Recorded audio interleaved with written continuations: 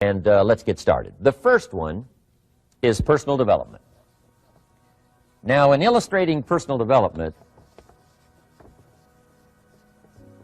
Mr. Schoaf, my teacher, started with money. You know, money's not the only place to start in talking personal development,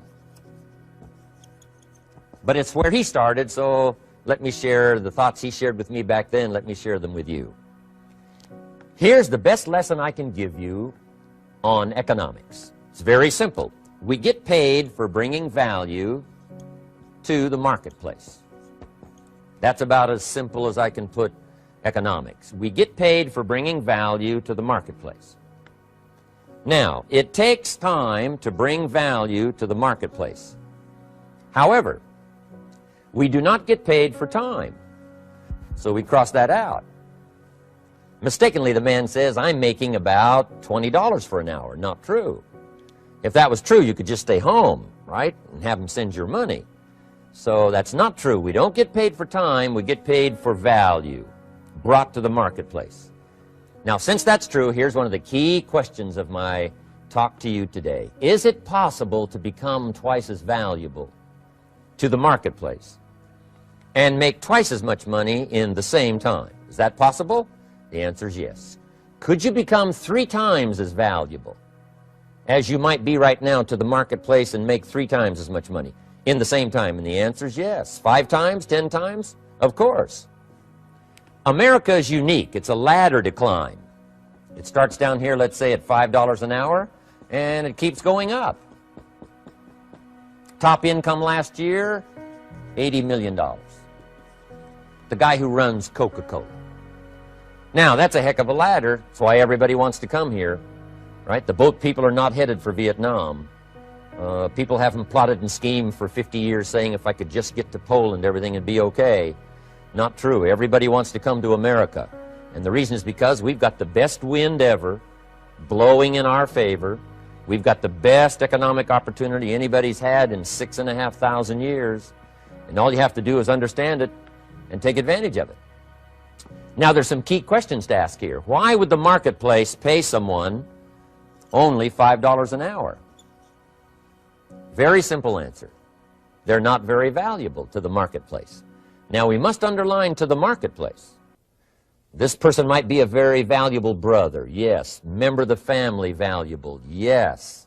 Valuable member of the church, of course. Valuable citizen of the country, yes. Valuable in the sight of God, no doubt. We're all of equal value in the sight of God. But if you're not very valuable to the marketplace, you don't get much money. You say, well, it shouldn't be that way. Well, then you got to start your own country. You know, this one's been in process for 200 years, and this is the best we've been able to come up with so far. But here's the key. You don't have to stay here. Now, there was a big debate in Congress last year that this $5 was not enough, should be 6, should be 6, should be 6. But we don't need legislation. 6 is already on this ladder. The next step up. You know, if you work for McDonald's, they'll pay you $5 an hour to take out the trash. If you whistle while you take out the trash, they'll pay you $6 an hour. So we don't need that legislation. You just need to take lessons on how to whistle. Have a good attitude. Now, as you begin to climb this ladder, why would the marketplace pay some people $50 an hour? Answer, evidently, they must be more valuable to the marketplace. 10 times more valuable. And is that possible for someone to be 10 times more valuable and earn $50 an hour instead of 5? And the answer is yes. That's what America is all about. Now, why would the marketplace pay some people $500 an hour? Evidently, this person must be much more valuable to the marketplace. That's what's important to understand, to the marketplace. And would the marketplace pay one person $80 million for 1 year's work? And the answer is, of course. If you helped a company make $1 billion, would they pay you $80 million? I'm telling you, it is possible. And that's why America is so exciting. That's why this financial ladder is so exciting. It's possible for all of this to come true for all of you, no matter where you start. As a student in school, just getting started out there in the workplace, This is all possible for you. Now, Mr. Schoaf gave me the clue on how to climb this ladder as high as I wanted to climb. Now, we're talking primarily economics here. There's a lot of other ways to become valuable to your family, valuable to your friends, valuable to the community, valuable to the team, right? Valuable to the team effort, valuable to the concert.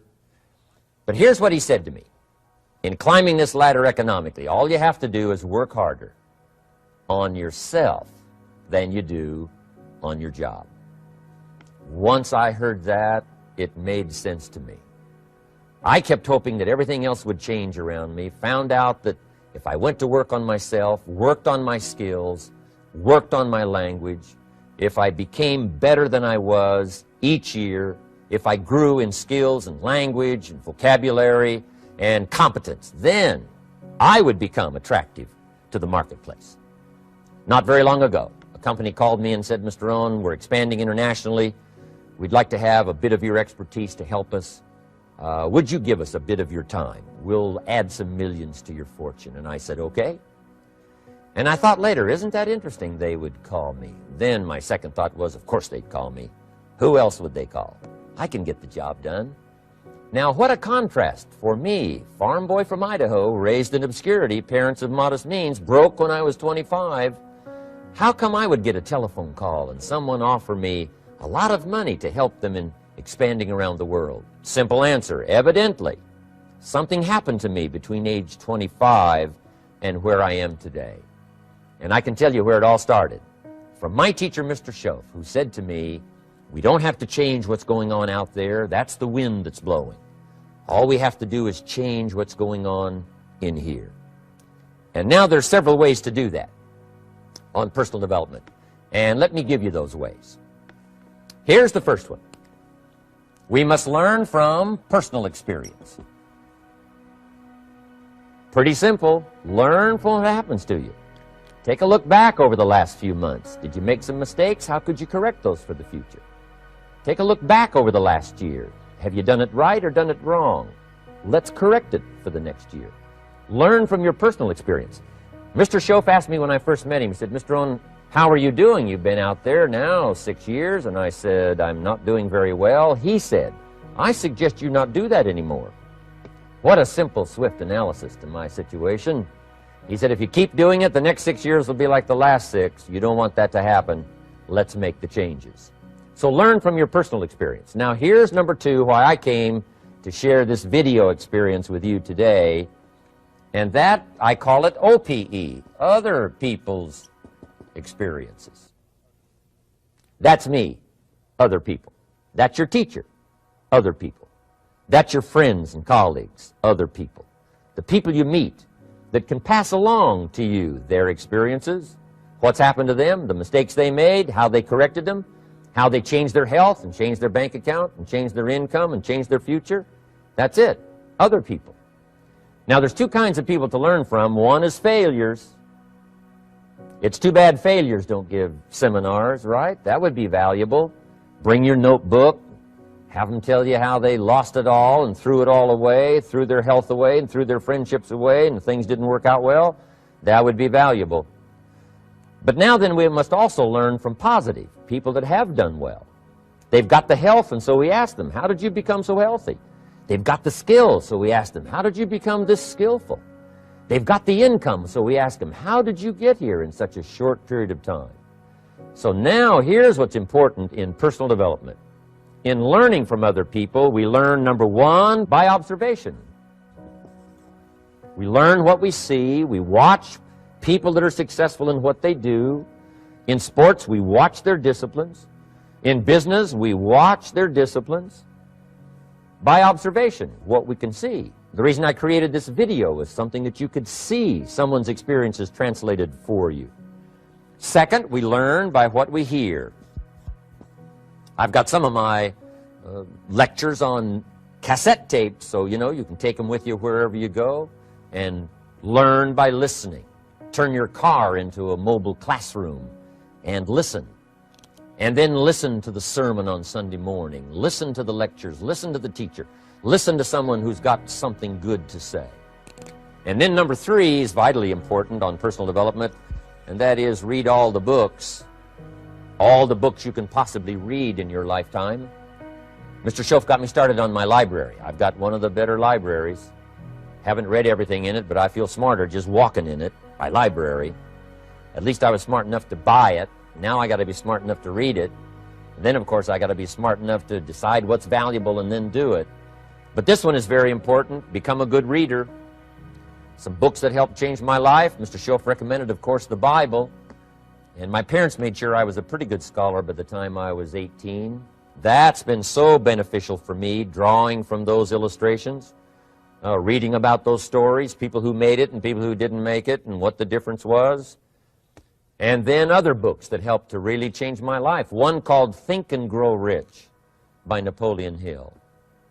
And then a book that helped me become financially independent by the time I was 31. And that book is called The Richest Man in Babylon by George Clason. And I'm going to share a little bit of that book with you when I get to financial independence today, our 3rd subject. But I started reading the books, attending the classes, making sure that I got in front of people that had something good to say. And then I started keeping a journal. One of the major things my teacher taught me was to keep a journal. He said, don't trust your memory. If you hear something good, just make a little note and write it down. Now, at first I took, notes on pieces of paper and torn off corners and backs of old envelopes. And it didn't serve me well, thrown in a drawer. Then I learned to keep a journal, a bound copy of all my notes. So I would suggest you do the same. Things that impress you, a poem that impresses you. When you attend a class, some of the ideas that impressed you, jot them down. You read something in a magazine, right? Some ideas. Take those out, put them in your journal. Keep a good journal the rest of your life. This will serve you well. My journals make up a significant portion of my own library. And if you saw my library and saw my journals, I tell you what you'd have to say. This is the library, and these are the journals of a very serious student. No wonder Mr. Rohn is invited to lecture and speak on his experiences around the world. So I want the same thing to happen to you. Value captured that you can resort to later, go back over it and review it, and let it become valuable to you. So that's my first subject, personal development. Work harder on yourself than you do on your job. Develop the skills, learn the lessons, take the classes, absorb all that is being taught to you these days. And then later on, of course, you can sort it out, what's valuable to you and how to refine it for your business and for your life and for your future. But the main thing is to get it and start this process of personal change, personal development. And let me say it one more time. If you will change, everything will change for you. You'll never be the same. You'll keep growing. As you look back on a few months, look back on a few years, you won't believe the progress you can make. Economically, your relationship with your family, your friends, and whether you're in sports or economics or whatever, I'm telling you, that whole process of committing yourself for personal change, personal value, can really make your life unique and worthwhile. Now let's cover the 2nd subject, on setting goals. Mr. Schoaf gave me some tips on setting goals that changed my life forever. And I want to share those with you.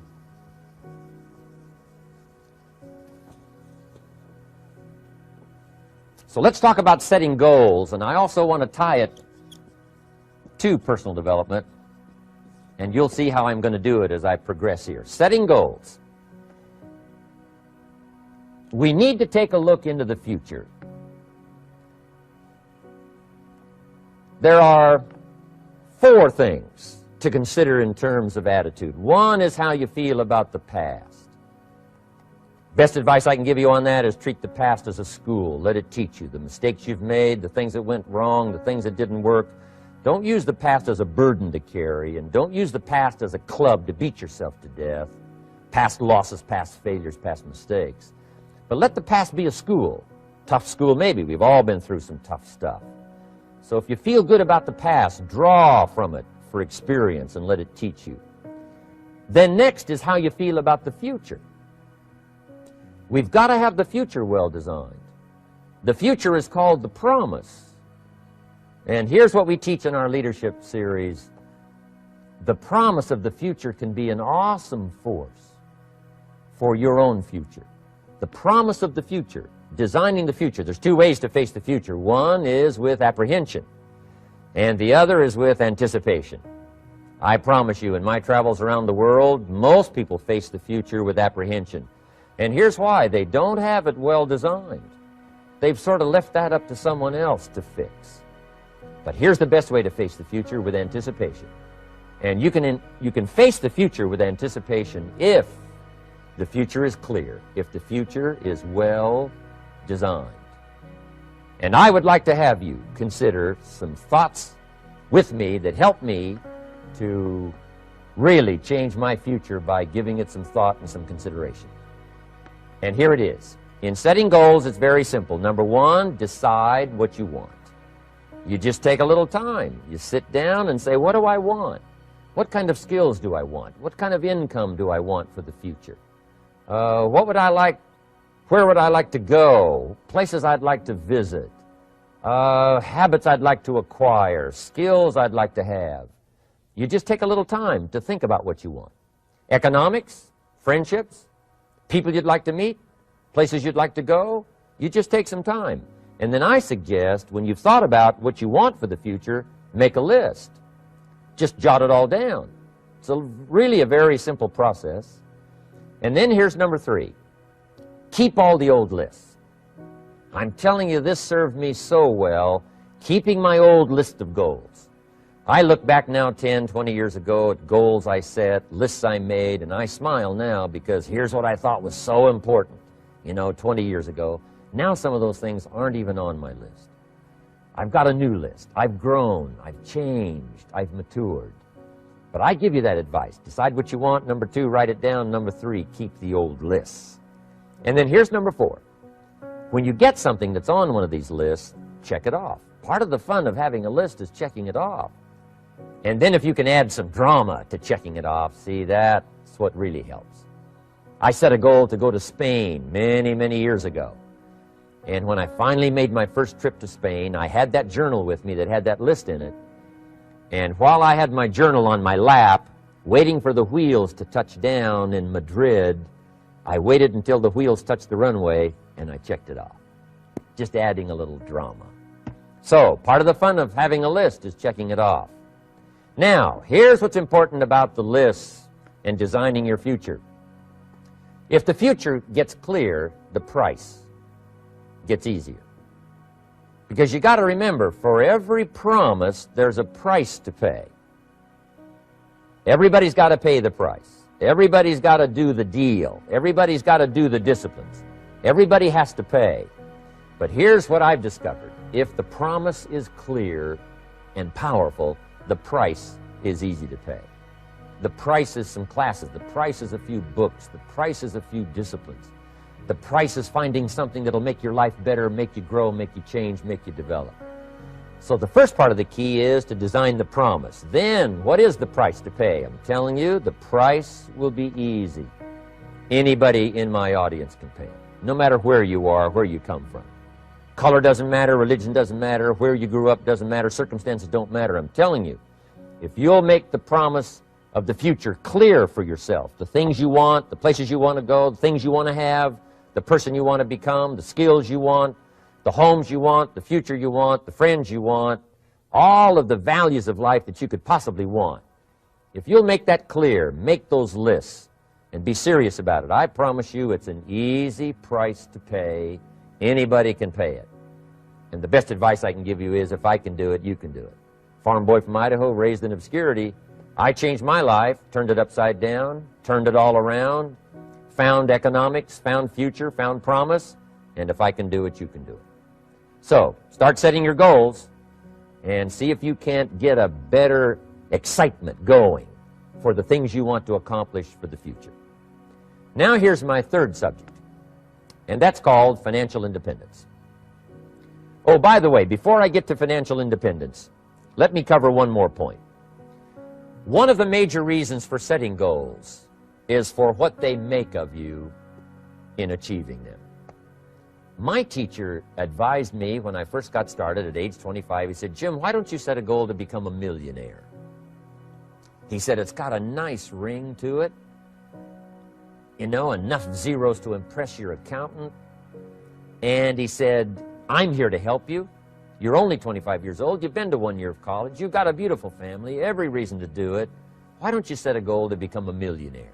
And he said, here's why. And I thought, he doesn't need to teach me why. Wouldn't it be nice to have $1 million? He said, no, then you'll miss it. He said, here's why. For what it will make of you to achieve it. I'm telling you, that statement changed my life. Set the kind of goals that will make something of you to achieve them. He said, now, once you become a millionaire, what's important is not the money. I thought, that's kind of strange teaching. He said, honest, it isn't important. He said, you could just give the money away. Now, I did better than that. I lost it all. By the time I was 31, I was a millionaire. By the time I was 33, I was broke. And I'll tell you a little bit about that story later. But when I lost all my money, guess what? I found out Mr. Schoaf was right. What was valuable was not the money. What was valuable was what I became to earn the money. The skills I had, the knowledge I had about the marketplace, the values that I had going for me. They were more valuable than the money. And here's an important statement to remember. It's not what you get that makes you valuable. It's what you become. So part of the key here is to set the kind of goals that will make something of you. Don't set them too low so that you don't have to grow and you don't have to read and you don't have to try and you don't have to stretch. Don't set them too low. And then don't sell out. Don't go for something that's going to cost you your virtue or cost you your values or sell out your principles. There's a good middle road here to follow. Goals that will inspire, goals that will help you grow, change, develop, and become better than you are. Okay. Now let's talk about financial independence. How to become rich by 40, 35 if you're extra bright, much sooner if you find an opportunity like I did. Let me show you how I did it. Financial independence. First of all,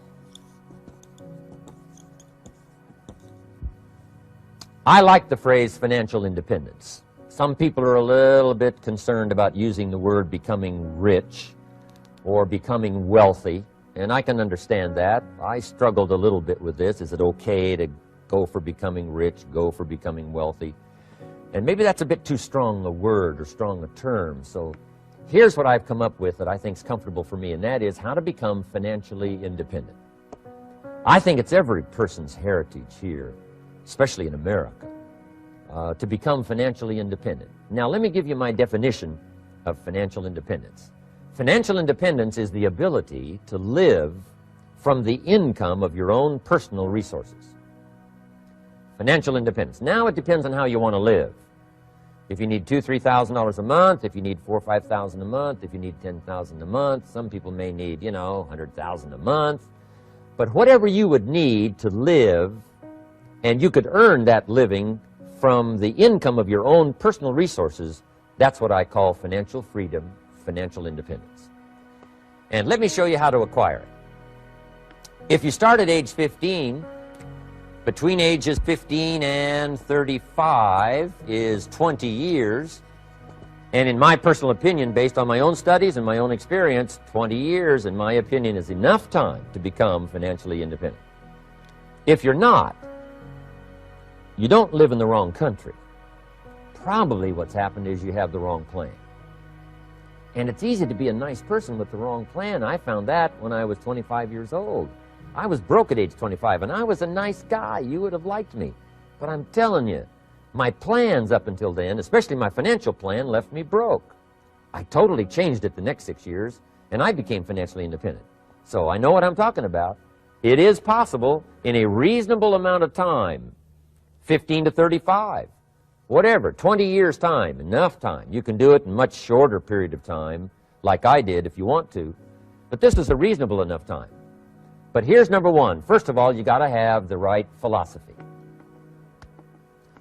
Philosophy is our ability to gather knowledge and sort through it and decide what's valuable. To develop a philosophy about life, a philosophy about our health, a philosophy about our family relationships, a philosophy about economics. And if you develop the right philosophy, that's what helps to set this sail so that in 6 years it takes you where you want to go, instead of winding up like I did that first 6 years of my economics, broke, no money, empty bank account. The right philosophy. Now let me give you a couple of philosophies to consider. Here's the first one. It's called the philosophy of the poor. And here it is. Poor people usually spend their money and invest what's left. That's the philosophy of the poor. Now here's the philosophy of the rich. Rich people invest their money and spend what's left. And here's the startling answer. It really doesn't matter what the amount is. What's most important is not the amount. What's really important is the philosophy. So I would ask you to adopt this philosophy of spending after you have invested. Invest first, then spend. And I've got a little formula that I'm going to share with you. Now, what should a child do with a dollar? I mean, there's a lot of debate going on, I'm sure, across the country on what a child should do with a dollar. Here's one opinion. It's only a child and it's only a dollar. What difference does it make? Well, in my opinion, it makes all the difference in the world. A person's economic future starts with a child with a dollar. Somebody says, oh, no, you're only young once. Let him spend it all. Well, when would you hope that would stop? Somebody says, well, wait till he's 50 and broke like me, and, and then he'll learn. Well, no, we don't want to wait that long. If I would have known earlier than age 25, I would have changed. In high school, if they would have had classes called Wealth 1, Wealth 2, I'd have taken both classes. I would not have waited until age 25. So, the earlier the better. So, what should a child do with a dollar? Here's the simple premise to begin with. Don't spend it all. And if a child wants to spend the whole dollar, you got to say, hey, don't spend it all. Don't spend it all. They'll say, why not? It's my dollar. I earned it. You say, I know you earned it, but don't spend it all. They'll still say, why not? Say, let me show you why not. So you put them in your car, take them to the other side of town, and show them where people live that spend the whole dollar. You just drive them around. Kids learn best by visual. Just drive around and say, would you like to live here? Kid says, no. Would you like to live like these people live? Kid says, no, no. Then you can't spend the whole dollar. So, kids will get the message. So, take them to the other side of town, show them around, unless you already live there, and then just show them around. Anyway, don't spend the whole dollar. Now, let me give you my best view of what to do with a dollar. And I promise you, if you started at age 15, now if you're over 15, right, you've still got plenty of time. You still got 20 years. If you're 30, you still got 20 years. I mean, you still got plenty of time to start what I'm about to share with you. What to do with a dollar. Here's my first bit of advice. Never spend more than 70 cents. Never spend more than 70 cents. Now, you got to pick some number, and the number you pick is going to be determined by your philosophy. It's going to be determined by what you've been taught or your experience teaching yourself. When I first met my teacher, Mr. Schoaf, I was at about 110% of each dollar. I'm down at budget finance, hawking my furniture and my car one more time. And then I learned a whole better formula for financial independence. Number one, don't spend more than 70 cents. Now, kids say to me, well, okay, what do I do with the other 30 cents? And here's what I teach them. 10 cents for charity. Charity or church, or helping people that can't help themselves. 10 cents to support worthy projects. Projects that you feel good about. 10 cents out of every dollar. It's called being generous with part of what you've taken out of society. Now, in my opinion, nothing teaches us character better than generosity. No class, no teacher, no book teaches character better than generosity. And the best time to start is when the amounts are small. And I know if kids learn these lessons well, they'll give a dime out of a dollar, help people that can't help themselves, support worthy projects. Or if you belong to a church, they teach tithe, piece of. That's very important.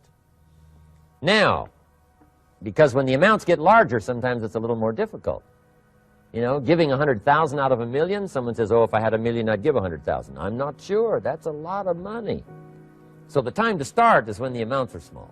10 cents out of the dollar. Okay, next 10 cents I call active capital.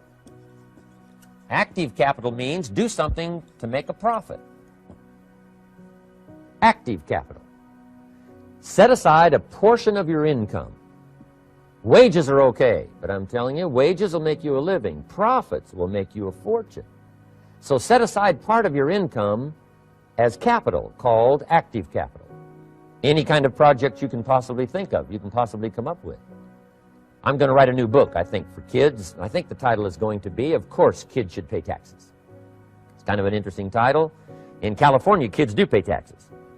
When a child walks into 7-Eleven, buys something that costs $1, the proprietor says, give me 7 more pennies. And the child says, hey, what's these 7 pennies for? And the proprietor says, that's the taxes. Kid says, well, hey, I'm only 8 years old. Proprietor says, congratulations, you're my youngest taxpayer. Give me the money. So in California, where I live, kids do pay taxes. Big question is, should they? And my book will answer that question. Of course, kids should pay taxes. Nothing is for free. If you want to ride your bicycle on the sidewalk instead of in the mud, you got to pay the 7 pennies. Nothing is free, so we all have to pay. So, 10 cents out of your living, out of the money you earn, set aside for capital. Capital to try your best to show a profit. And in my book, it's going to be all kinds of ways kids can make money, right? 2 bicycles, one to ride and one to rent. I mean, you know, it doesn't take long to figure out some enterprise that'll start making a profit. Then you must jot this down if you're taking notes. Profits are better than wages. 1, you can't usually start wages until you're about 16, 15, 16, but you can make a profit long before you're eligible to start earning wages. And then there's no limit to profits, and they can double and triple and quadruple. You know, there's no limit. It's incredible how fast profits can grow. So profits are better than wages. Wages make you a living. Profits make you a fortune. Now, the third 10 cents is vitally important. I call it passive capital. Capital you let somebody else use. A financial institution, stocks and bonds, mutual funds, whatever. Let someone else use it. You furnish the money. They use it to make a profit, but they pay you for the use of it, called interest. And here's one of the things that'll make you financially independent fairly quickly, and that's called compound interest. And this is how you get it. Letting someone else use a portion of your money, your substance. They show the profit, they pay you interest. And this passive capital, I'm telling you, over a sustained period of time, if you'll develop this little 10, 10, 10, and 70, especially starting at age 15, I'm telling you, by the time you're 35, you will be financially independent. You'll have the ability to live from the income of your own resources. And then one more point on passive capital. There's a Bible philosophy. I'm an amateur on the Bible. But there's a Bible philosophy that teaches the borrower is servant to the lender. And if you want to be in a powerful position as you grow older, finally when you become mature, maybe have your own business, things have worked out for you for the future, the position you always want to be in is the power position. And that's called the lender. The lender is the power position. So if kids learn early enough, and then you ask them what they'd like to be when they grow up, I'm telling you, once they understand, they'll say, well, one of the things I want to be is one of those lenders. That's the power position, not the spender. No, you'll be pitied the rest of your life if you just become a spender. You got to become a lender. And I think this is one formulas to follow. 10 cents out of every dollar. Let someone else use it. Be the lender, power position. Then try to show a profit. Can't we teach our children how to take $1, search the neighborhood, find a broken wagon, pay $1 for it, bring it home, you know, clean it up, sand it until it's clean, paint it red till it shines, straighten out the wheels till they're true, take it back to the neighborhood, sell it for $5? Anybody can do that. Now, does the child deserve $4 profit? And the answer is yes. Society now has a mended wagon. And that's what America's all about.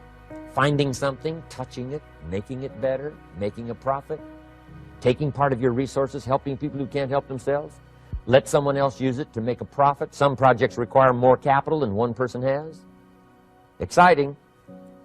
and then let them pay you for the use of it? America's had this philosophy now all these years. Communism has taught all these years capital belongs in the hands of the state, not in the hands of the people. We've been teaching all these years capital belongs in the hands of the people, not in the hands of the state. And we turned out to be right. Capital in the hands of the kids, capital in the hands of the people. Enterprises that make a profit, enterprises that grow. It's the hope of our future. So that little simple formula, I hope, will help you. Now, one more key on financial independence, and that is attitude.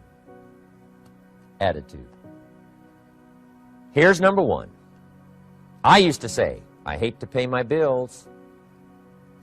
My teacher straightened me out on that. He said, let's see, Mr. Owen, what you hate to do is pay $100 on an account and reduce your liabilities and increase your assets. I said, well, no, not if you look at it that way. He said, well, it all depends on how you look at it. So wouldn't you love to pay your bills, reduce your liabilities, increase your assets? You got to have that kind of attitude.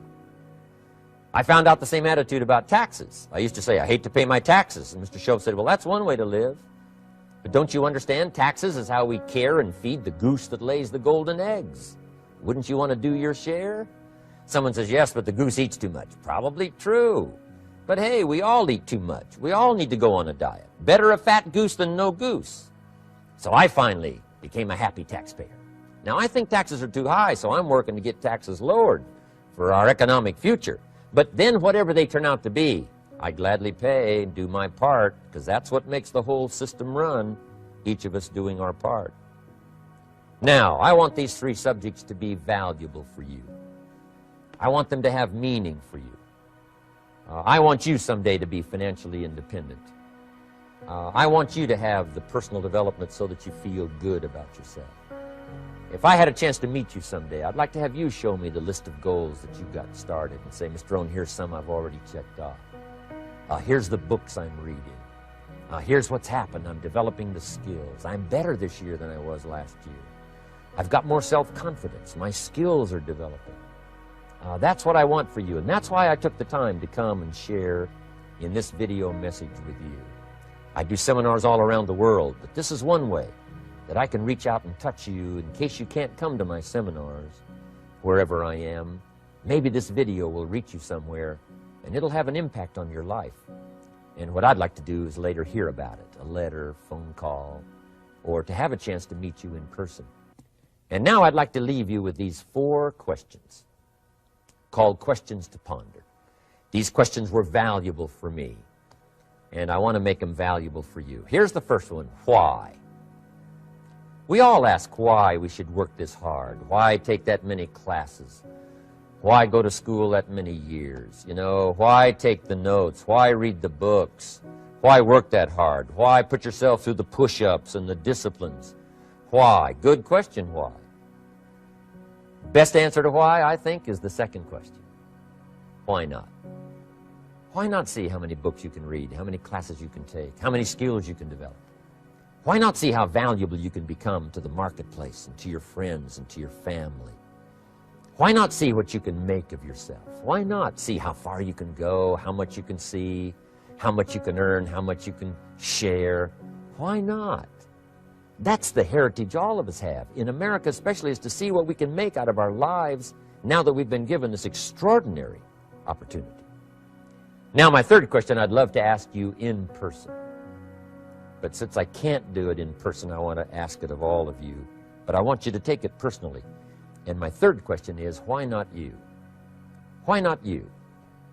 With good self-esteem. Why not you starting to change and setting goals? Why not you starting to make progress toward financial independence? If I can do it, you can do it. I wished I had a lot more testimonials here today besides mine. A whole steady stream that would come by and tell you their story. Someone who started with nothing, finally run a big enterprise. A mother who was on welfare, now she owns her own business. In addition to my story, I wish I had a lot more.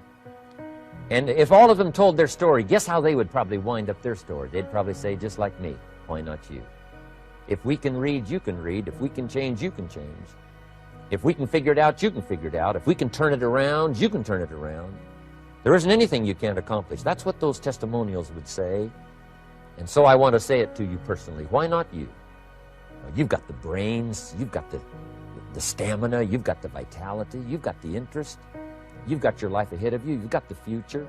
You can do it. If anybody can do it, you can do it. If one of us can do it, hey, we all can do it. And now here's my last question. Why not now? This is a good time as the 20th century starts to wind down, a few more years as we get ready for century 21. What a good time to set your goals, work on yourself, work on your skills. What a good time to get it together. What a good time to start this process. Personal development, growing, changing, developing, having a good plan for your money and for your life and for your future. Why not now? And I hope I have a chance to see you one of these days and share with you the experience, the reaction, the response you might have had from my message today.